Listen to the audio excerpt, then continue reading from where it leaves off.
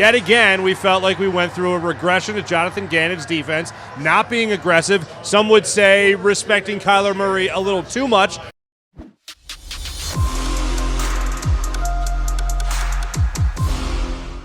Welcome to Pond Lehocky. We've helped over 100,000 injured and disabled workers obtain benefits, as well as some of the biggest settlements in the state. If you've been injured at work, give Pond Lehocky a call. Welcome back to the Pond Lehocky Postgame Show. Mark Farzetta, Seth Joyner, Derek Gunn. Mark Farzetta in for Mike Missinelli, who is recovering from COVID. Mike joined us earlier in the program to give us his thoughts on the game. And similar to all of us, yes, it's a win. We respect the fact that the Eagles are 5-0, but it was a tough pill to swallow for a lot of this game, most notably because, yet again, we felt like we went through a regression to Jonathan Gannon's defense, not being aggressive. Some would say respecting Kyler Murray a little too much with his mobile ability, being able to extend plays and at certain times, especially on that final drive of the game for the Arizona Cardinals. Had the opportunity there to break one wide open, and he ended up taking one for about 20 yards. So there were certain instances where they maybe respected Kyler Murray just a little too much, Seth. Overall, we've been talking about the defense, again, getting back to that gear of being aggressive. At what point do you take what you do so well and what you have done throughout this season so well, coming into this week, number one in sacks, you got away from in this game? At what point do you make that your standby?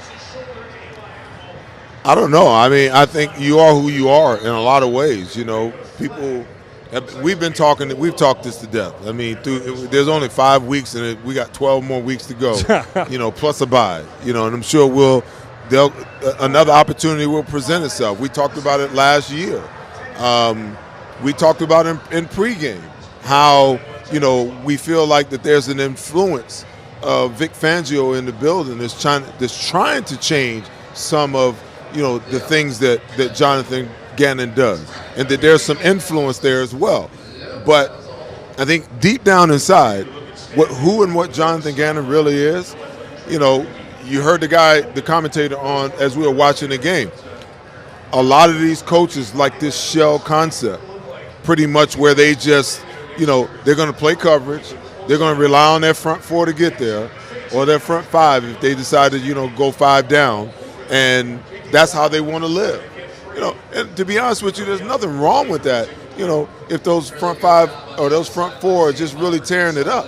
But when you're not able to get there and your pass rush isn't synced up with the coverage that you have behind, you can't always line up pre-snap 7 to 10 yards off the ball and think that, you know, offenses aren't going to take advantage of it. You know, sometimes it's just a matter of movement. You know, get your guys up, get them back, get them inside, get them out.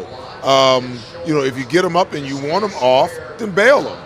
You know, if you're playing zone coverage behind it, all of those little small details helps your defense and it helps the pass rush. But if you're just going to line the guys up 10 yards off the ball and ask your front four to get there and get pressure, you know, you're living a pipe dream, because of really smart and good quarterbacks in the NFL, they're going to take advantage of the fact that you're giving up so much real estate. I'll take 5 yards on first down. I'll take 4 yards on first down, because guess what? I can come back on second down. I can go play action. I can run it. I can do whatever I want to do on second down, understanding that if I just get 3 yards, I got, you know, 3rd and 3. That's manageable. I'm going to convert that more times than not.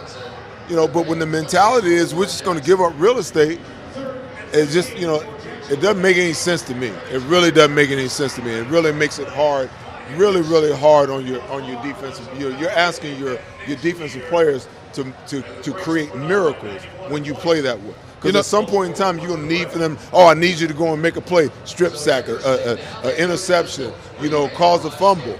Why put that pressure on them? Let them put the pressure on the defense from the word go. Defensive coordinators spend all week looking at an opponent's film, identifying little nuances they feel they can pick up on. It was quite evident that Kyler Murray was not going to run the football, especially in the first half of this game. And I don't understand why Jonathan Gannon didn't pick up on that more so and come after them in a blitzing game a little bit more. Respecting a quarterback with the speed of Kyler Murray is one thing. But, number one, they did a really good job of keeping him in the corral and not letting him float outside too much. And when you look at the runs he took off on, they were runs he stepped up, he dipped in, and then went to the outside and picked up his necessary yardage. You have to be able to identify these things a lot quicker, especially in a game that had ebb and flows like this game. Because, again, this game was a little bit too close. It was closer than it should have been. Bottom line is, hopefully this is a huge learning tool for Jonathan Gannon moving forward. Now, again, we gave him kudos for 3 straight weeks for coming up with aggressive schemes. He resorted back to what he did in that first game against Detroit.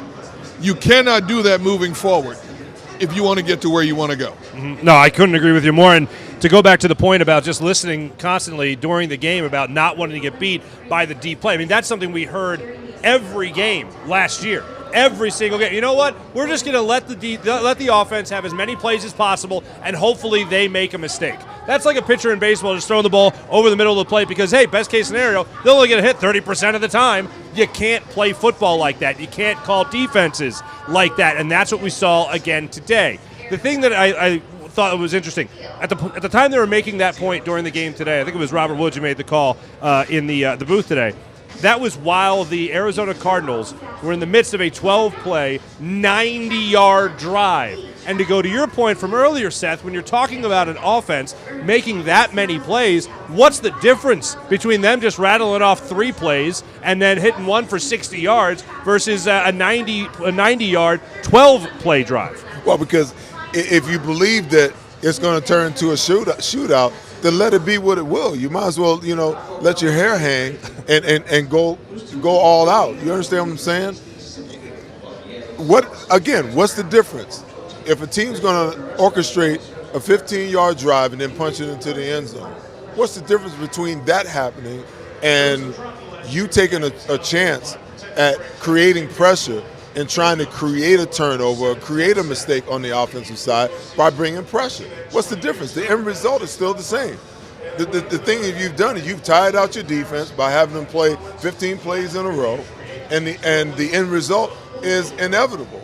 Where if you bring pressure, you don't know what could happen. You could get there and actually cause a turnover. You could cause Kyler Murray to throw an errant ball that turns into an interception or a pick 6.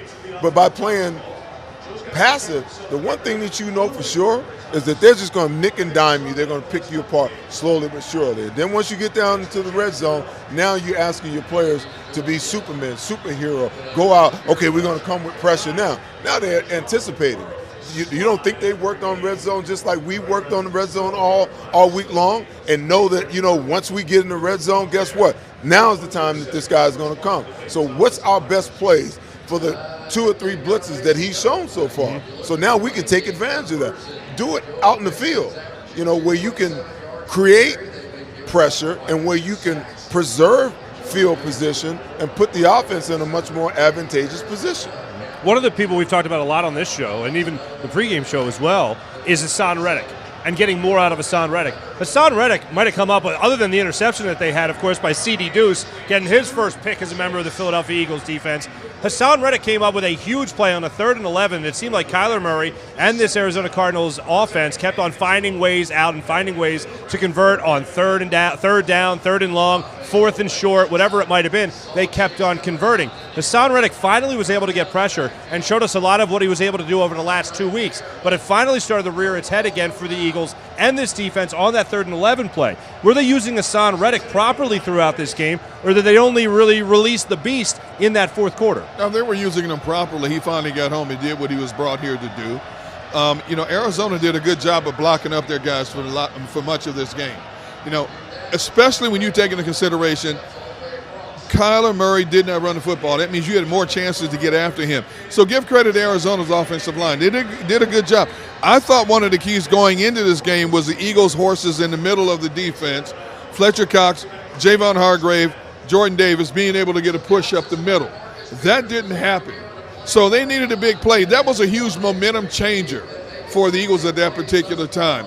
And when you looked at the isolation play, Hassan Reddick did a great job of getting the jump on the tackle. And once he had the tackle where he wanted him, he pushed him right back into the quarterback, made the play. Murray had nowhere to go. By the time he realized Reddick was coming, it was too late.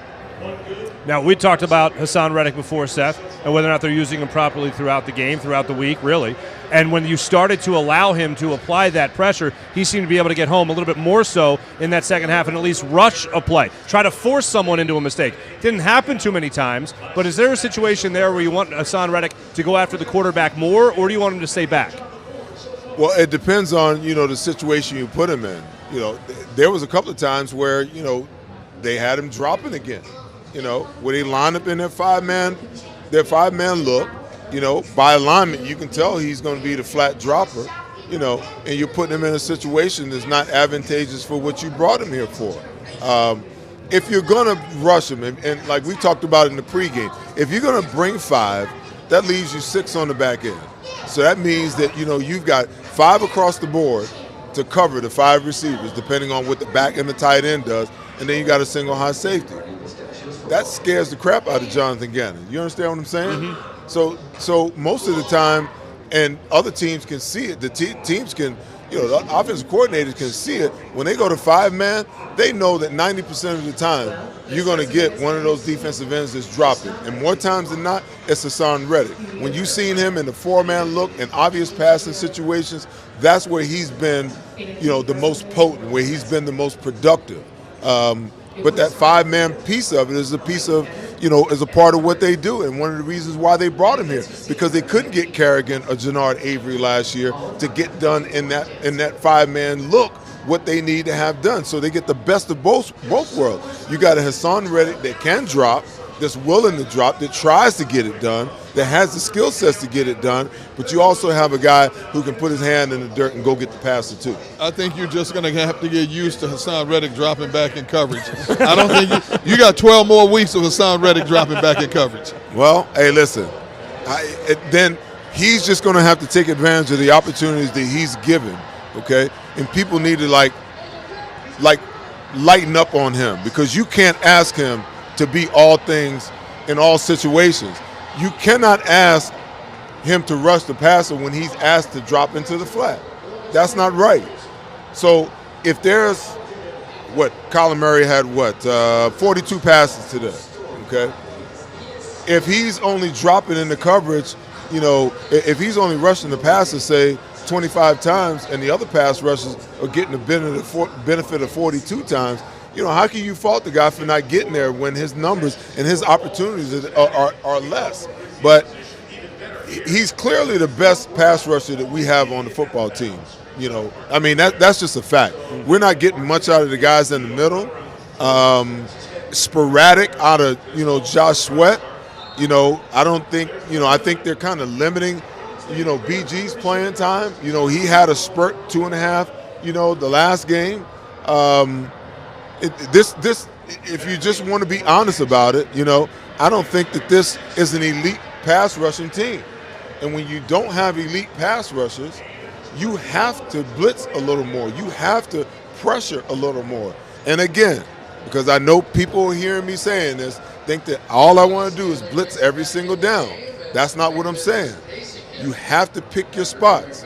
And when I sit back, I identify the spots. Because blitzing is not necessarily just about the pressure on the quarterback. It's also about preserving field position.